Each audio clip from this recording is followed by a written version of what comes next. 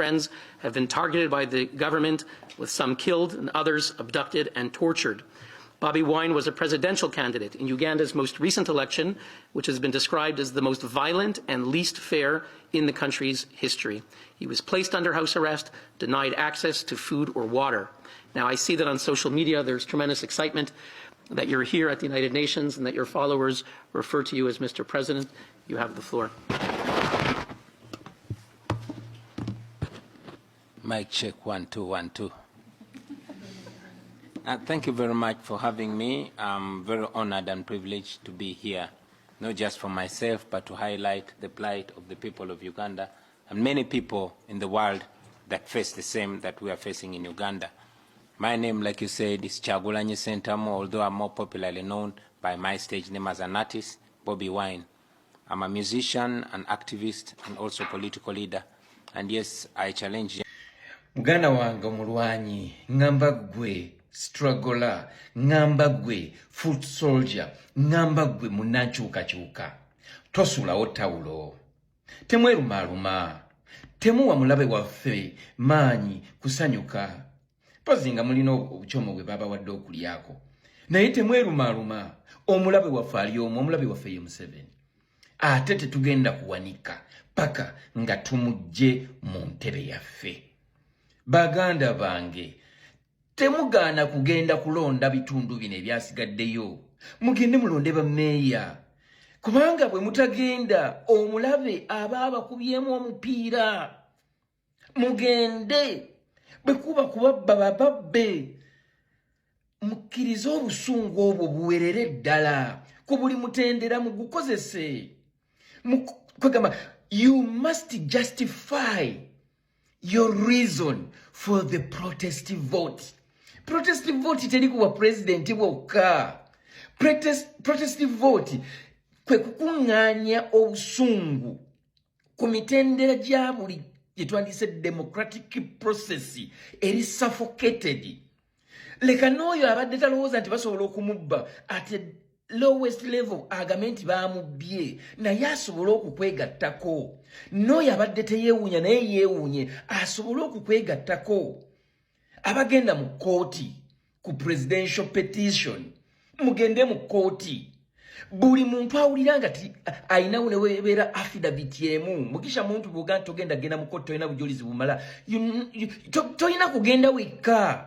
Weegatte ku kasibante mubuuze what do you have. Bwe mubanga muli ku kye tuyita okukyusa ensi yaffe. Buli awulira nti ayina obujulizi. Actually, waliwo omwami yali atutte omusango mu Supreme Court nga ayagala okuyimiriza okulonda. This is the time you guys bwe mubanga muli serious ku bye mubaddeko. Mugisha muntu tula n'oyo omwami I think munnamateeka ne kasibante ne mabirizi yali alina omusango naye gwatwala mu kkooti mutuule wamu. I want to assure you petition ya omwami oyo yabadde ayagala okuyimiriza okulonda mulimu eggumba. And that is also another way of protesting. Protesting does not mean rioting. But nange, to protest, you go against something that is not fair to you. Mutuule buli muntu aleete evidence ye muzigatte NUP ejja bawa obujulizi obwayo. And then tewetaaga kuba nti obadde second run up okuba nti gwotwala petition. Ne bw'oba wafunye akalulu kamu naye ng'olaba tebyabadde fair, you can be a petitioner. Kubanga obujulizi bungi bwe musobola okwesigamako. Bino ebyuma bye baaleeta tebaagoberera mateeka. Minisita bye yaleeta tebyagoberera mateeka. Okuyimiriza ekirango okuyimiriza ebyokugamba nti no tebagenda kukozesa byuma tebaagoberera mateeka. Bino byonna bye baakolanga okulwawo okulonda tebaagoberera mateeka. You have a very strong case. Ekikulu nteekateeka yaayo. Abantu bategeere nti nammwe mulina front gye muliko. Museveni tetugenda kumutwalira ku front line emu ajja tukuba. So buli muntu kyolina kitwale. Mugisha muntu bw'obanga olina evidence za mirundi esatu zigatte ku zakasibante kasibante agatteko ez'amabirizi agatteko buli agamba nti ayina engeri gye yanyigiriziddwa. Many people were defranchised. Many people okulonda mu bitundu ebimu kwatandika ssaawa 6. That is all evidence. Abaana bangi abaasibibwa nga nakati bakyali mu makomera nga balina ne kye bayita appointment letters. That is evidence. Guys, muleme kutulowoozesa nti no mubadde mu kazannyo ka Museveni. Wamma gwe wa NUP nkugamba nti lemezaamu. Mukwano lemezaamu. Nze byonna ebigenda mu maaso binnyumira. Kyagulanyi president wange empiki zazanya zinnyumira. Oyo yekka atamanyi kye bayita byabufuzi yayinza okunyigira n'ababaka ba parliament ng'agamba tebannateekawo mbeera. Even their silence is another weapon they are using against our enemy, because abatamanyi your next step. Whenever you talk aba agenda kusookayo kuba gwoba omulagiridde. Guys, we still have a very clear way to reclaim our victory. Nga bannayuganda, si nga ba NUP bokka, naye nga bannayuganda okwenunula, we can do it. Togwamu maanyi gamba nti nno sigenda kulonda olw'okuba nti n'akalulu bwa president bakabye. Nedda. Gatta obujulizi ku bujulizi ku bujulizi ku bujulizi tusobole okugenda mu kye tuyita protest vote. Bwe tunatuuka mu kye bayita protest, the protest march. Obanzi ebibuuzo. Wano, kye bayita protest vote. You guys, kirabika temunnakitegeera. Naye gwe akitegedde, eno video eno gyongereyo.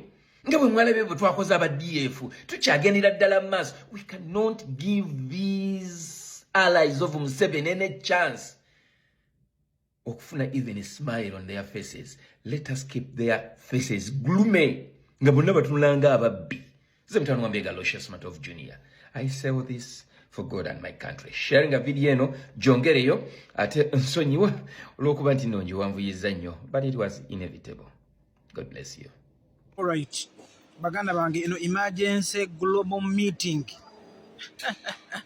Yes, ng'omuntu omukulu obanga ensonga eri egi demand our victory.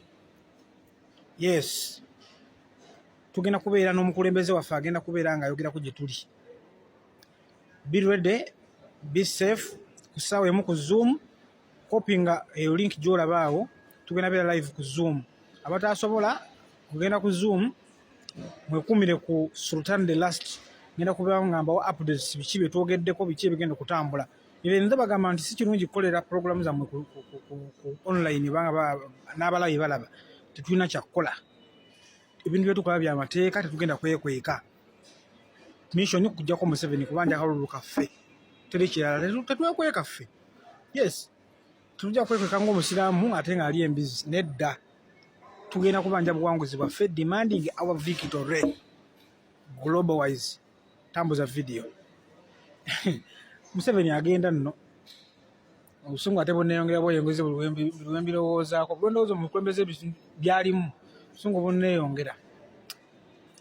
Bunneyongera saagala nawandika comment ya kisiru kuba nja kukuba oluyi mu ssimu yo oluwuli lujja kuyitamu mu ssimu. Naye nga global meeting ffenna asobola ategeeza munno, ategeeze munne ku ssaawa emu ey'ekayungeezi ez'e Uganda. Izigera basaba 2. Big up.